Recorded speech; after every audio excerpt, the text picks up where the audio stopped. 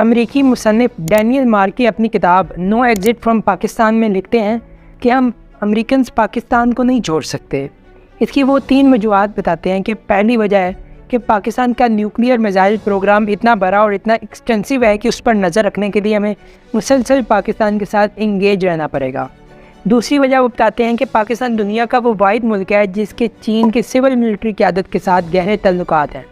چین پر نظر رکھنے کے لیے بھی پاکستان کے ساتھ انگیج رہنا نہایت ضروری ہے۔ تیسری وجہ یہ ہے کہ پاکستان کے پاس اتنی بڑی فوج ہے کہ نہ صرف ریجن کو بلکہ پوری دنیا کو ڈیسٹیبلائز کر سکتی ہے۔ پاک فوج پر نظر رکھنے کے لیے بھی پاکستان کے ساتھ انگیج رہنا ضروری ہے۔ وہ مزید لکھتے ہیں کہ ہم نے 72 سال پہلے فیصلہ کیا تھا کہ پاکستان کو ڈیولپ ہونے کی اجازت نہیں دی جا سکتی۔ پاکستان کو اسلامی دنیا کو لیڈ کرنے کی بھی اجازت نہیں دی جا سکتی، جیسے آپ اپنی اسکرین پر پڑھ بھی سکتے ہیں۔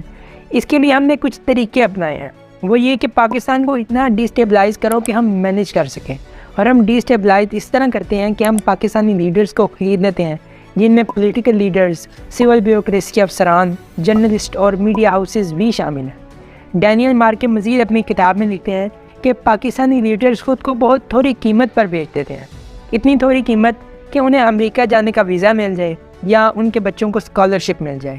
اتنی چھوٹی چیز پر وہ پاکستان کے مفادات بیچنے پر تیار ہو جاتے ہیں۔ Book review of no exit from Pakistan by Daniel مارکی۔